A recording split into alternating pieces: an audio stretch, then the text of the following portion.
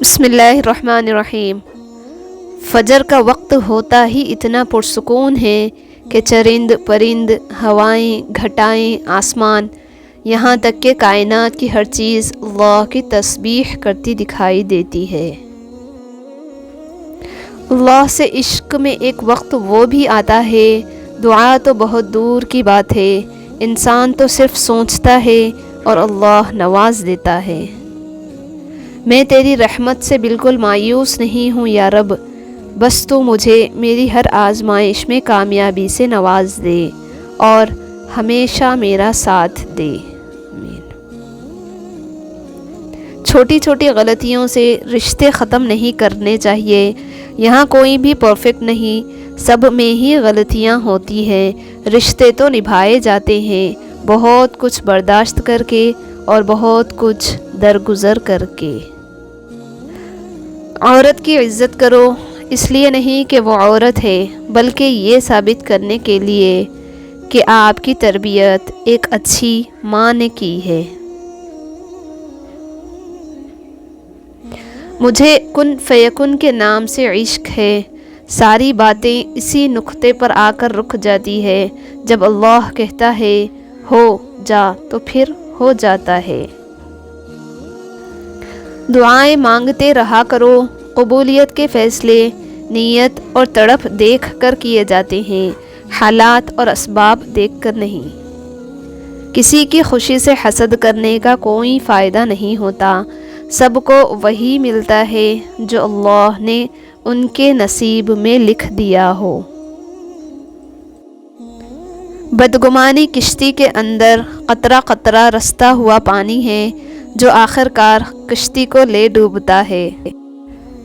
دنیا میں سب سے خطرناک اور بزدل انسان وہ ہے جو آپ کے پیچھے آپ کی برائی کرتے ہیں اور سامنے آ کر خوشامد کرتے ہیں۔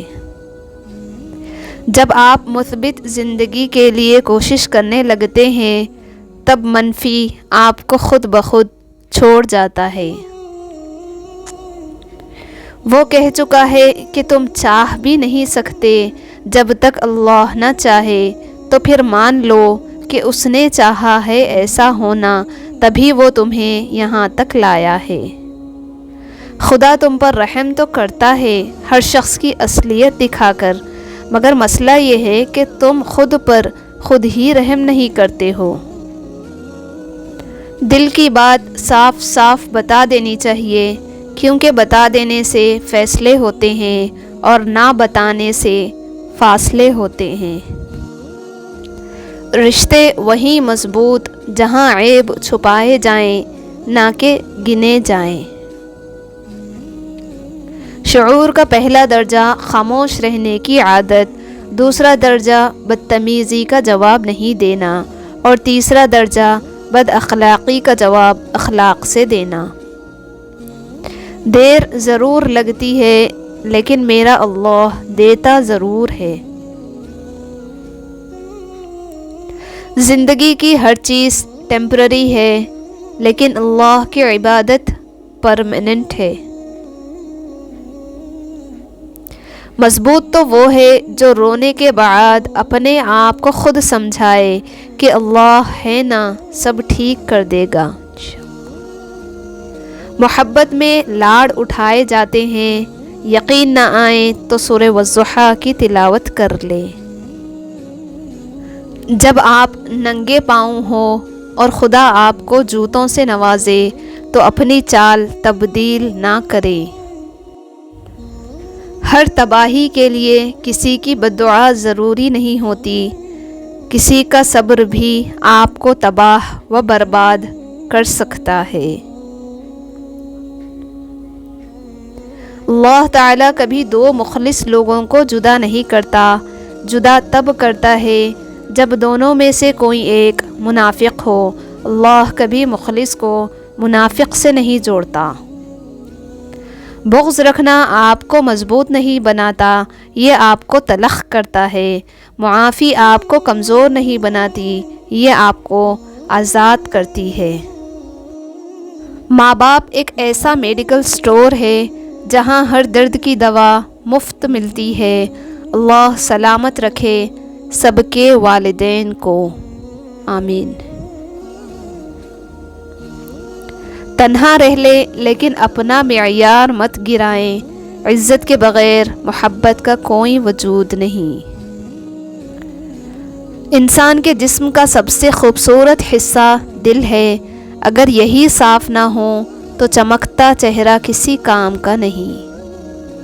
لوگ کہتے ہیں خاموشی اور تنہائی کھا جاتی ہے، میں کہتا ہوں کہ خاموشی اور تنہائی اللہ سے ملا دیتی ہے۔ کامیابی کا سفر نماز اور قرآن کے بغیر ادھورا ہے۔ ہوگا وہی جو تم چاہو گے، مگر ہوگا تب جب اللہ چاہے گا۔ جہاں چھوٹوں کی زبانیں بڑی ہو جائیں، وہاں بڑوں کے رتبے ختم ہو جاتے ہیں۔